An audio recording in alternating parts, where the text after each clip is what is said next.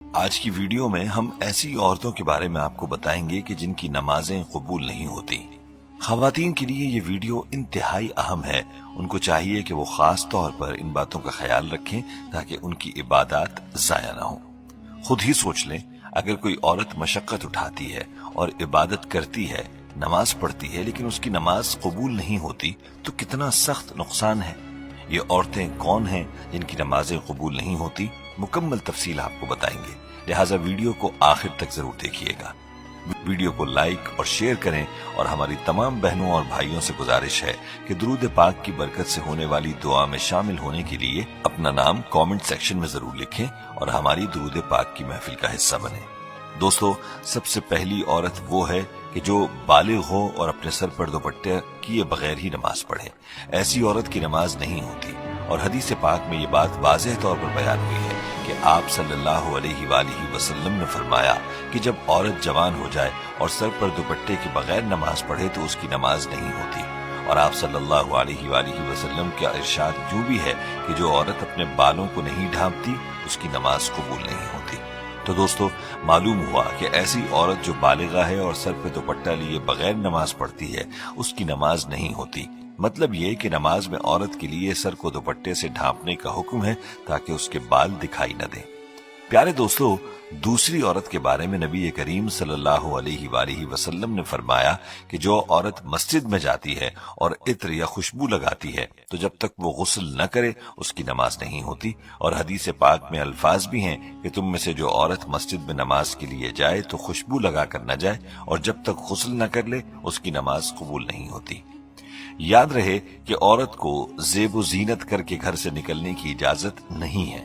رسول اللہ صلی اللہ علیہ وآلہ وسلم کے پاکیزہ دور میں بعض خواتین کے لیے اسلامی عقائد اور احکام کی تعلیم کا سیکھنا ضروری تھا۔ اس کی خاطر عورتوں کو مسجد میں آ کر نماز باجماعت ادا کرنے کی اجازت دی گئی تھی، بلکہ بعض احادیث میں آپ صلی اللہ علیہ وآلہ وسلم نے انہیں روکنے سے منع بھی فرمایا، لیکن خود رسول اللہ صلی اللہ علیہ وآلہ وسلم نے عورتوں کے لیے جہاں تک ممکن ہو مخفی مقام پر اور چھپ کر نماز پڑھنے کو پسند فرمایا، اور اسے ان کے لیے مسجد نبوی میں نماز پڑھنے سے بھی زیادہ فضیلت اور ثواب کا باعث بتایا۔ چنانچہ رسول اللہ صلی اللہ علیہ وآلہ وسلم فرماتے ہیں کہ ایک خاتون کمرے میں نماز پڑھے یہ صحن کی نماز سے بہتر ہے، اور کمرے کے اندر چھوٹی کوٹھڑی میں نماز پڑھے یہ کمرے کی نماز سے بہتر ہے۔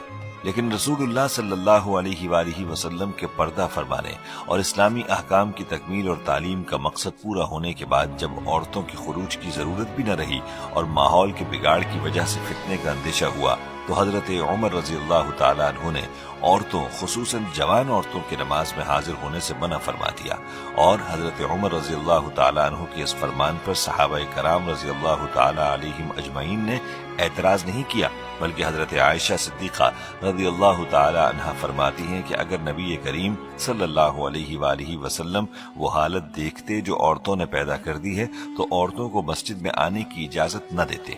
اور موجودہ دور میں فقہا اور علماء نے بھی عورت کی مسجد میں جانے کو انہی وجوہات کی بنیاد پر مکروہ قرار دیا ہے۔ اس لیے دوستو، موجودہ دور میں عورتیں اگرچہ نماز کے لیے مسجد نہیں آتی، لیکن خوشبو لگا کر گھر سے باہر نکلنا بھی ان کے لیے ممنوع ہے۔ عورت کی زیب و زینت صرف اپنے خاوند کے لیے ہونی چاہیے۔ پیارے دوستو، تیسری عورت جس کی نماز قبول نہیں ہوتی وہ عورت ہے جو اپنے خاوند کی نافرمان ہے۔ حدیث پاک میں 3 لوگوں کے بارے میں فرمایا کہ ان لوگوں کی نماز قبول نہیں ہوتی۔ ایک وہ غلام جو اپنے مالک کی اجازت کے بغیر نماز کے لیے دوڑ جائے، اس کی نماز نہیں ہوتی۔ ایک وہ عورت جو اپنے خاوند کو ناراض کر کے رات گزارتی ہے، اس کی نماز نہیں ہوتی۔ اور ایک وہ شخص جس سے نمازی کسی معقول وجہ سے ناراض ہو اور وہ امامت کرائے، اس کی نماز نہیں ہوتی۔ ایک دوسری روایت میں ارشاد ہے کہ 3 لوگوں کی نماز قبول نہیں ہوتی، بلکہ ان کی کوئی نیکی بھی اوپر نہیں جاتی۔